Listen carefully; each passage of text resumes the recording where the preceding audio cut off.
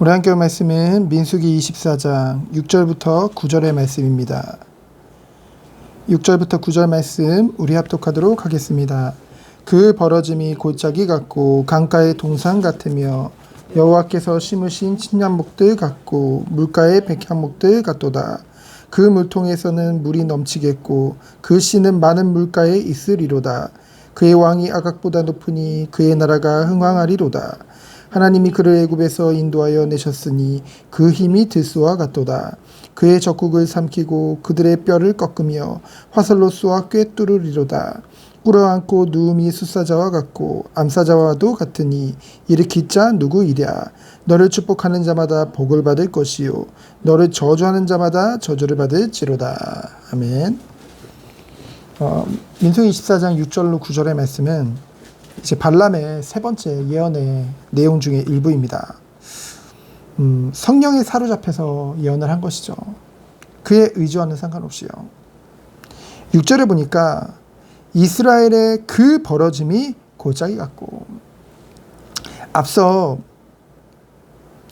3절로 4절에 보면은 이제 전능하신 하나님께서, 그 언약의 하나님께서 그 발람의 입술을 주관한 거거든요. 그래서 이 모든 것은 하나님의 언약과 관련된 말씀들입니다. 이스라엘에게 주신 언약이죠. 벌어짐이 골짜기 같다는 것은 골짜기에서 물이 여러 갈래로 흘러 시내를 이룬 것 같이 이스라엘에게 풍성하게 하나님이 역사하실 것을 말씀하시는 것이죠. 그러면서 강가는 무엇을 말합니까? 생수의 강 대신 예수 그리스도께서 동산이라 함은 울타리를 쳐서 보호하신 것 같이 그런 동산과 같고요. 여호와께서 심으신이라는 것은 무엇입니까? 여호와 하나님을 동산에 하나하나 이스라엘을 심은 나무를 심고 보존하시는 그런 동산지기로 표현한 것이죠. 이스라엘이 받은 축복들이 무엇을 말합니까? 이 시대의 영적인 이스라엘 성도들이 받은 은혜죠. 사실 이스라엘의 모습을 보면 이러한 축복들을 받을 만큼 그들이 의롭거나 신실하지가 않습니다. 하지만 오늘 생명의 산 말씀과 같이 누구를 통해서요? 생수의 강 되시는 예수 그리스도의 그 은혜와 풍성한 사랑으로 말미암아 하나님의 신실한 사랑으로 그들에게 은혜를 베푸신 것이죠. 마찬가지로 우리 또한 예수 그리스도를 통해 의롭다 칭함을 받았으나 의롭게 되었지만은 여전히 죄성으로 인하여 여전히 죄인된 모습을 가지고 있죠. 그래서 하나님이 우리에게 주신 은혜가 무엇입니까? 예수 그리스도께서 울타리를 쳐 우리를 보호하신 것 같이 교회 공동체를 허락하신 줄 믿습니다. 그 안에서 뭡니까?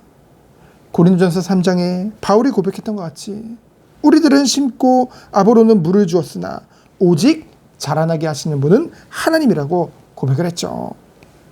그 말씀과 같이 우리를 그리스도의 터 위에 날마다 하나님의 완전하신 사랑 안에서 자라나게 하신 줄 믿습니다. 그것이 성도가 받은 은혜예요. 그래서 7절에 보면 뭐라고 했습니까?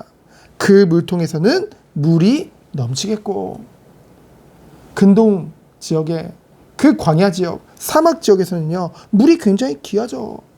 근데 그 물통에서 물이 넘친다는 것은 이스라엘이 받을 하나님의 은혜와 그 풍성함을 말하는 것이죠. 그러면서 그 씨는 무엇입니까? 거룩한 씨, 바로 예수 그리스도를 말하죠.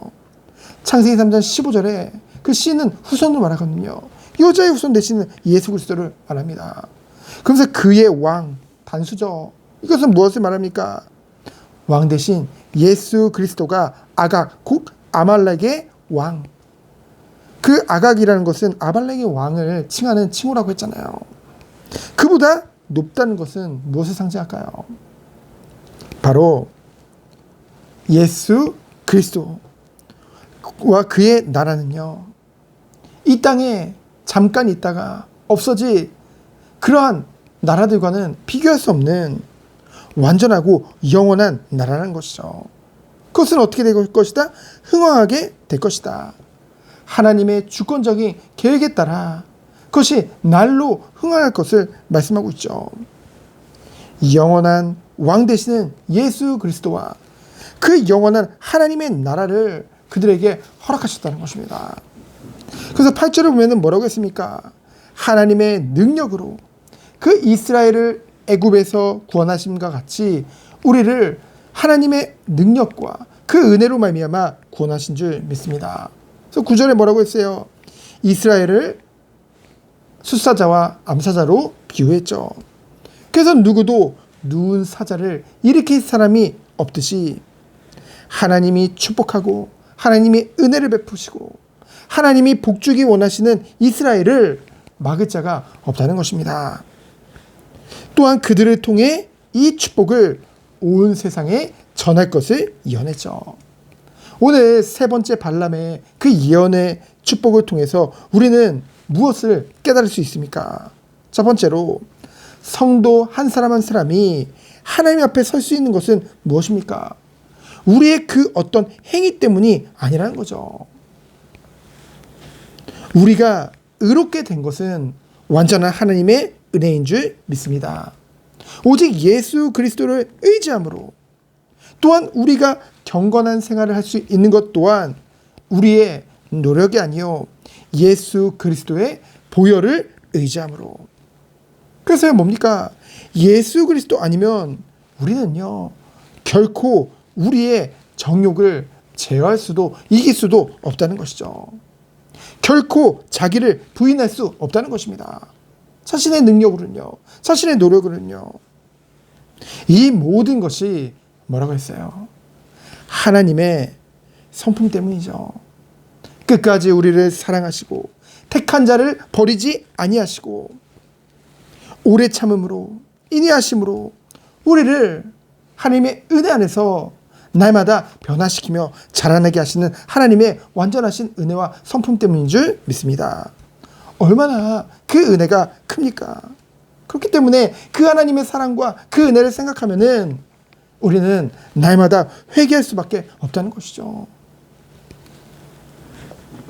오직 그리스도의 터 위에 그 완전하신 사랑과 은혜 안에서 자라나게 하시는 것이 하나님의 은혜요 성도인 줄 믿습니다. 성도를 하나님이 자라나게 하시는 거예요. 두 번째는 무엇입니까? 그렇기 때문에 우리가 바라볼 것은 무엇입니까? 세상의 것이 아니죠.